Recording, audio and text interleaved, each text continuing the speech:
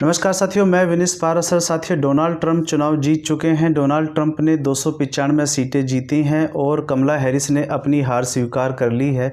साथियों, जैसे मैंने अपनी इससे पहली वाली वीडियो में बताया था कि ऐसे 4 कारण हैं जिनकी वजह से डोनाल्ड ट्रंप फिर से पावर में आ सकते हैं, और वही हुआ। डोनाल्ड ट्रंप फिर से पावर में आ गए हैं। डोनाल्ड ट्रंप के चुनाव जीतने के बाद ही दुनिया भर के लीडर इनको कॉन्ग्रेचुलेशन बोल रहे हैं। भारत के प्रधानमंत्री ने भी इनको मुबारकबाद दी, साथ ही इनसे फ़ोन पे बात भी की। और दुनिया के ऐसे 3 लीडर हैं जो इनकी इस चुनाव की जीत से सबसे ज़्यादा खुश हैं। उसमें सबसे ज़्यादा जो खुश हैं दुनिया के अंदर, वो रसिया के प्रेसिडेंट पुतिन साहब और दूसरे इजराइल के प्रधानमंत्री और फिर भारत के प्रधानमंत्री।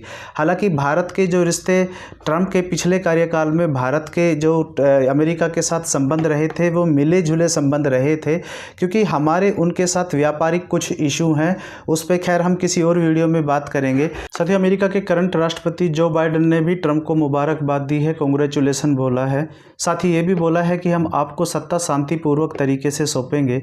जैसा कि आप सभी को पता है, पिछली बार जब डोनाल्ड ट्रंप चुनाव हार गए थे तो वहीं ट्रंप के समर्थक व्हाइट हाउस के अंदर घुस गए थे, जिससे अमेरिका की पूरी दुनिया में किरकिरी हुई थी।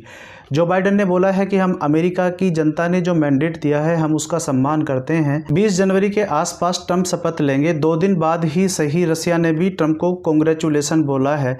साथियों, कल रसिया के एक शहर सोची में एक अंतर्राष्ट्रीय फोरम को संबोधित करते हुए पुतिन ने कहा कि ट्रंप एक बहादुर व्यक्ति हैं और उनकी इस जीत के लिए उन्हें शुभकामनाएं। जिस तरीके से ट्रंप ने गोली खाई और कमबैक किया, साथ ही कमला हैरिस को चुनाव में हराया, ये एक सराहनीय काम है। साथियों, पुतिन ने कहा है कि वो अमेरिका से रसिया यूक्रेन युद्ध पर बात करने के लिए तैयार हैं, यदि अमेरिका पॉजिटिव माइंडसेट के साथ बात करे। जैसा आप सभी को पता है कि चुनाव प्रचार में भी ट्रंप कहते रहे हैं कि यदि वो पावर में आ जाएंगे तो 24 घंटे के अंदर ही रसिया यूक्रेन युद्ध को ख़त्म कर देंगे। वैसे यदि आप 2022 में एलोन मस्क का एक ट्वीट देखो, क्योंकि इस चुनाव में एलोन मस्क ने ट्रंप को बहुत ज़्यादा समर्थन किया है, और ये एलोन मस्क की वजह से ही ट्रंप पावर में फिर से आ पाए हैं। ये कहना बिल्कुल भी गलत नहीं होगा, क्योंकि इन्होंने $44 बिलियन में ट्विटर को खरीद लिया था, जिसका नाम फिर इन्होंने एक्स कर दिया था। यदि आप 2022 का एलोन मस्क का एक ट्वीट देखो जो मैंने यहाँ पे स्क्रीन पे लगाया है, इसका यदि पहला पॉइंट पढ़ोगे तो इसमें लिखा है कि संयुक्त राष्ट्र की निगरानी में कब्जे वाले क्षेत्र में चुनाव कराए जाएं और इन चुनाव को जो भी पार्टी जीत ले वो क्षेत्र उसी से ही बिलोंग करे। इसमें साथियों आपको ये समझना पड़ेगा कि रसिया ने जो यूक्रेन के निचले वाले एरिया पे जो कब्जा किया है, यहाँ पे जो पॉपुलेशन रहती है वो रसिया को समर्थन करने वाली पॉपुलेशन रहती है। तो ऑब्वियसली यदि यहाँ पे रेफरेंडम होता है तो वो सारी जनता रसिया को ही सपोर्ट करेगी। एलोन मस्क पॉइंट नंबर 2 में लिखते हैं कि क्रीमिया को रूस का ही हिस्सा रहने दिया जाए, और जैसे कि 1783 से था। पॉइंट नंबर 3 में लिखते हैं कि क्रीमिया को पानी की आपूर्ति की गारंटी दी जाए। पॉइंट नंबर 4 में ये लिखते हैं कि यूक्रेन को तटस्थ रहना चाहिए, नाटो में जाने की जिद छोड़नी चाहिए।